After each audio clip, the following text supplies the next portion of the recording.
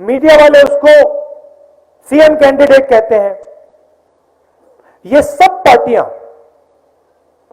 Power को concentrate करती हैं।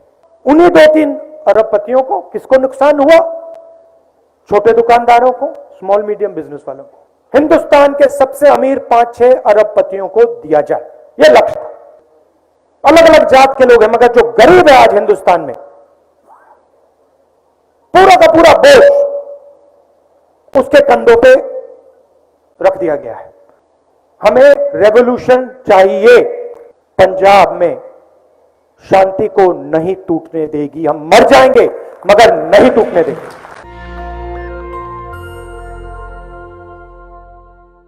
हमारे सामने पंजाब का चुनाव है।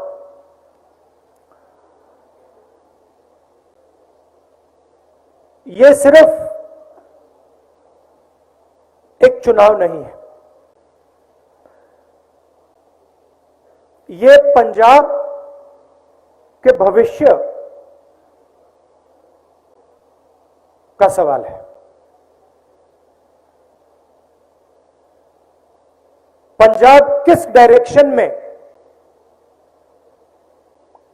किस रास्ते आगे बढ़ेगा, यह सवाल है। और हमारे लिए, कांग्रेस के लिए,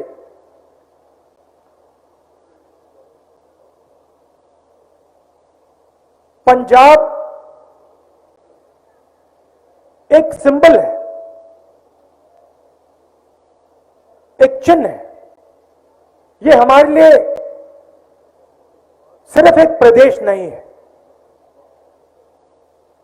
यह हमारे लिए एक विचारधारा है, एक सोच है। पंजाब भाईचारा है।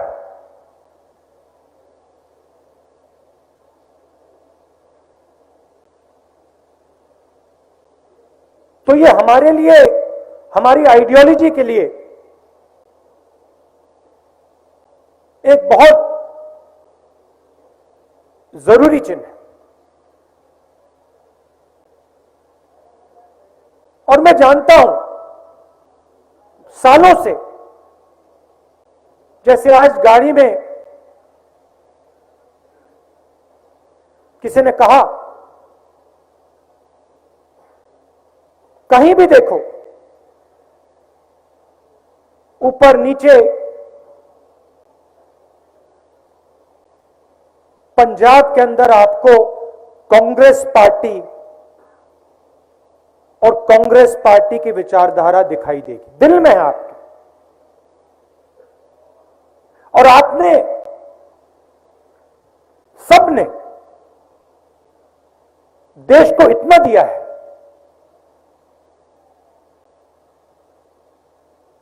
प्रधानमंत्री जी दिया आपने। 10 साल मनमोहन सिंह जी ने इस देश को रास्ता दिखाया, वो आपकी देन है। और फिर से कहता हूं, मनमोहन सिंह जी सिर्फ एक व्यक्ति नहीं है, एक सोच है, काम करने का एक तरीका है। उसको आप पंजाबियत कहते हो। हर धर्म का आदर, सबका आदर, बुजुर्गों का आदर, महिलाओं का आदर, यह आपकी सोच है, यह हमारी सोच है।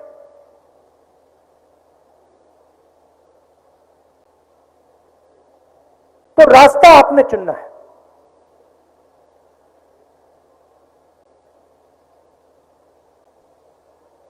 गाड़ी में बात हुई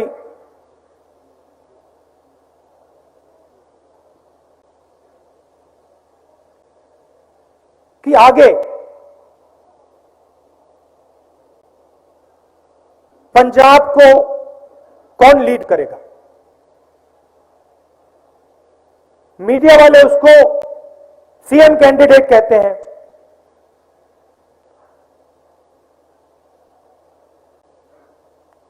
दोनों, चन्नी जी ने और सिद्धू जी ने गाड़ी में मुझे कहा कि देखिए, पंजाब में सबसे बड़ा सवाल कांग्रेस पार्टी को पंजाब में कौन लीड करेगा।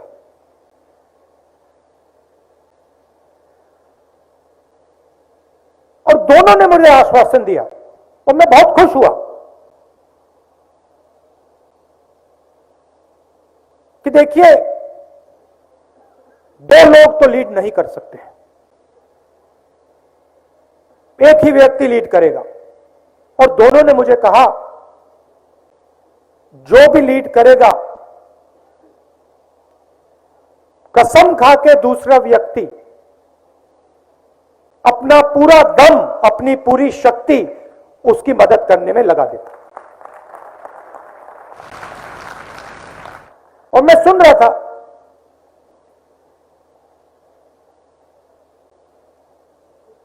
काफी खुश हुआ। और मैंने सोचा कि हां,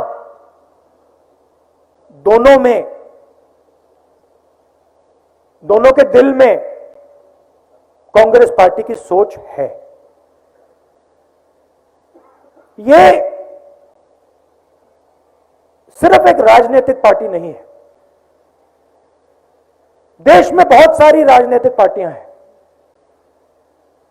ये सिर्फ एक राजनीतिक पार्टी नहीं है। ये एक विचारधारा है, ये वो विचारधारा है जिसने अंग्रेजों को हराकर इस देश को बनाया है, वो ये विचारधारा है। और इस विचारधारा में हम सब एक हैं। जैसे कहा जाता है कि पंजाब 5 नदियों का स्टेट है, मगर अगर आप उसको गहराई से देखें तो वो 5 नदियां एक नदी से आती हैं और फिर वो 5 नदियां समुद्र में मिल जाती हैं। और आज मैं सोच रहा था, भाषण के बारे में सोच रहा था, और मैंने नोटिस किया कि पंजाब शब्द के अंदर हमारा जो चिन्ह है पंजा, वो भी है।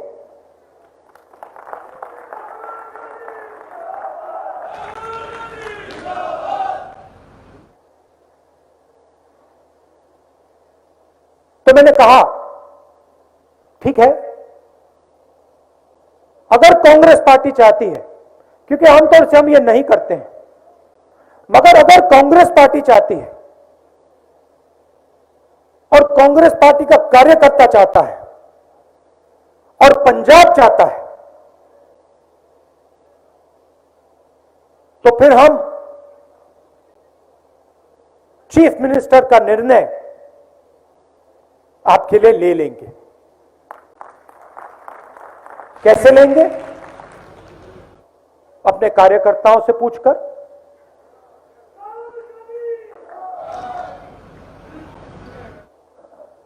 अपने कार्यकर्ताओं से पूछकर, और जो सही व्यक्ति होगा वो पंजाब को आगे ले जाएगा और दूसरा व्यक्ति और दूसरे सब लोग मिलकर एक टीम जैसे लड़ाई लड़ेंगे। थोड़ा सा मैं आपको देश के बारे में और पंजाब के बारे में बताना चाहता हूं।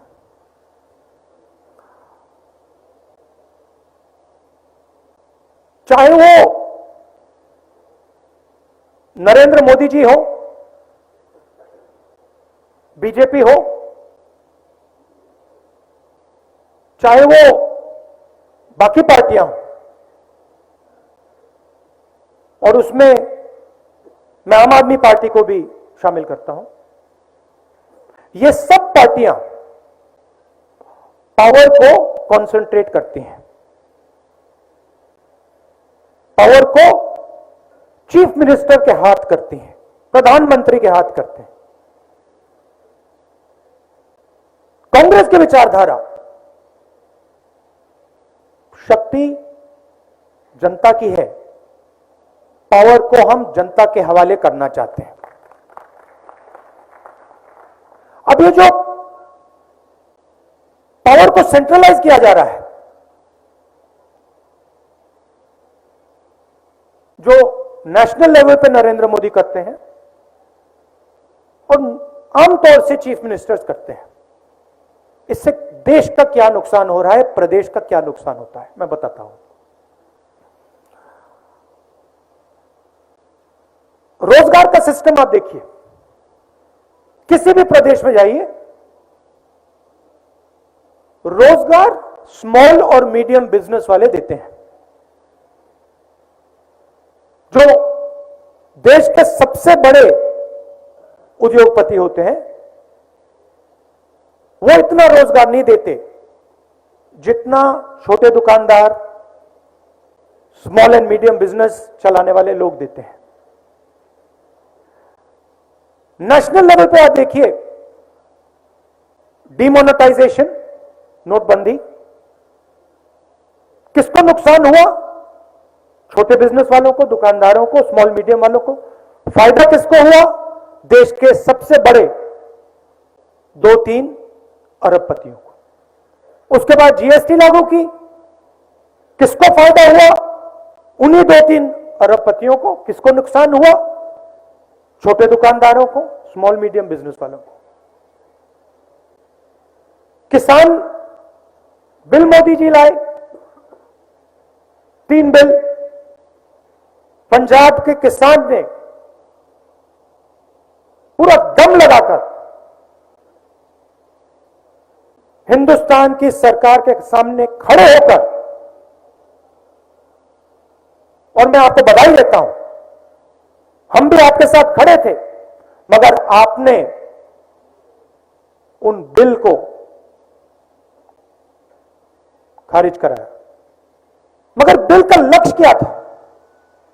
बिल का लक्ष्य था कि जो किसानों का है, जो मजदूरों का है, जो छोटे दुकानदारों का है, वो उनके हाथ से छीनकर हिंदुस्तान के सबसे अमीर 5-6 अरबपतियों को दिया जाए, यह लक्ष्य था। डिमोनेटाइजेशन, जीएसटी, किसान बिल, इसके बाद देश रोजगार पैदा नहीं कर पाएगा, और वो आपको दिख रहा है। देश में आज सबसे ज्यादा बेरोजगारी है। यहां पे आपको पेट्रोल और डीजल के दाम में थोड़ी मदद की गई, मगर बाकी देश में यह नहीं होता। यहां पे हमारी सरकार ने बिजली में ऐतिहासिक काम किया, आपकी मदद की, बाकी स्टेटों में नहीं होता। यह हमने क्यों किया? क्योंकि हम समझते हैं कि सबसे ज्यादा दर्द, सबसे ज्यादा दुख, सबसे ज्यादा बोझ आज गरीब उठा रहा है। उसमें सब धर्म के लोग हैं, अलग अलग जात के लोग हैं, मगर जो गरीब है आज हिंदुस्तान में, पूरा का पूरा बोझ उसके कंधों पे रख दिया गया है, और हम वो बोझ कम करना चाहते हैं। तो पावर को हम पंजाब में डिसेंट्रलाइज कैसे करेंगे? सवाल उठता है। सबसे पहले जो आपका पैसा है 4 एरियाज में है: शराब, माइनिंग, ट्रांसपोर्ट और केबल टीवी। इन सिस्टम्स में हजारों करोड़ रुपए आपके हैं, वो आप तक नहीं पहुंचते। हमने शुरुआत की है, मगर हमें एवोल्यूशन नहीं चाहिए। हमें रेवोल्यूशन चाहिए। जो आपका धन है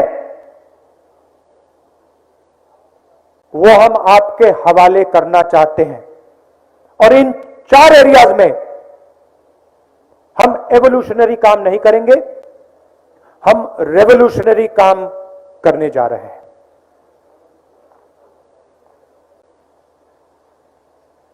मैंने रोजगार की बात की। पंजाब में आपके पास 23 क्लस्टर्स हैं, अलग अलग बिजनेस के clusters, small and medium industry के क्लस्टर्स, मोहाली में आईटी और शिक्षा का हब।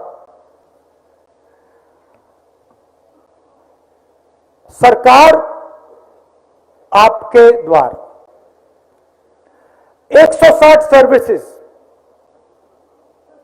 जो सब लोग चाहते हैं, certificates, clearances, permissions, local taxes, जो भी आपका सरकार से इंटरफेस होता है, ये सब चीजें 160 चीजें वन विंडो में हम आपके घर डायरेक्ट पहुंचा देंगे। तो आज आपको जो सरकार से बातचीत करनी पड़ती है, जो डिस्कशन करना पड़ता है, वो बंद हो जाए और डायरेक्टली आप अपने घर से जो सर्टिफिकेट्स आपको चाहिए, जो नक्शों की आपको जरूरत है, जो क्लियरेंसेस आपको चाहिए, जो परमिशंस आपको चाहिए, वो आप डायरेक्टली अपने घर में इंटरनेट के थ्रू आप वो कर लें। यह सब किया जा सकता है। और जैसे मैंने कहा, हम एवोल्यूशन नहीं चाहते, हम रेवोल्यूशन चाहते हैं। मगर पंजाब में सबसे जरूरी चीज शांति, भाईचारा। जो आपका इतिहास है, आपकी हिस्ट्री है। कांग्रेस पार्टी सिर्फ एक पार्टी है जो सबकी पार्टी है। आप सब हमारे हो और हमारा एक्सपीरियंस है, हवा में बात नहीं कर रहे हम, हमारा एक्सपीरियंस है। हजारों कांग्रेस वर्कर्स ने अपना खून दिया है और मैं आपको एक बात कहना चाहता हूं, चाहे कुछ भी हो जाए, कांग्रेस पार्टी पंजाब में शांति को नहीं टूटने देगी। हम मर जाएंगे मगर नहीं टूटने देंगे और हम ये काम करना जानते हैं। ये हमने किया है क्योंकि हम लोगों को जोड़ना जानते हैं, सबको एक साथ लेकर आगे ले जाना जानते हैं। यह मैं आपको मैसेज देना चाहता था। पुराना रिश्ता है, प्यार का रिश्ता है। आपसे मैं बहुत सीखा हूं, मनमोहन सिंह जी से मैं बहुत सीखा हूं और सीखूंगा। दिल से मैं आपका धन्यवाद करना चाहता हूं और जल्दी से जल्दी जो आपकी मांग है, चीफ मिनिस्टर को डिक्लेयर करने की मांग, उसको हम जल्दी से जल्दी पूरा का पूरा करेंगे। आखिरी बात मैंने कहा, गाड़ी में कही, मैंने चन्नी जी से, सिद्धू जी से कही कि हमें गहराई से सोचकर महिलाओं के लिए एक डेडिकेटेड मैनिफेस्टो बनाना चाहिए। 2-3 वायदे, 15-20 वायदे नहीं, 2-3 वायदे, जिससे हमारी जो माताएं हैं और बहनें हैं उनकी जिंदगी बदल जाए। ये मैंने उनसे कहा कि ये मैनिफेस्टो में लिख दें, क्योंकि जो हमारी महिलाएं हैं पंजाब की, वो रीढ़ की हड्डी हैं और आमतौर से जो उनको मिलना चाहिए, जो उनको सपोर्ट मिलना चाहिए, वो नहीं मिलता है। इसीलिए 2-3 वायदे गहराई से सोचकर, ऐतिहासिक रेवोल्यूशनरी वायदे कांग्रेस पार्टी को महिलाओं को करने चाहिए। आप सबका दिल से बहुत बहुत धन्यवाद। नेशनल दस्तक की आपसे गुजारिश है कि अगर इसको बचाना चाहते हैं तो नेशनल दस्तक को सब्सक्राइब करने के लिए रेड कलर के सब्सक्राइब बटन को दबाएं, फिर बेल आइकन की घंटी दबाएं। नेशनल दस्तक को बचाने के लिए बहुत जरूरी है कि हर खबर को शेयर करें, लाइक करें, कमेंट जरूर करें।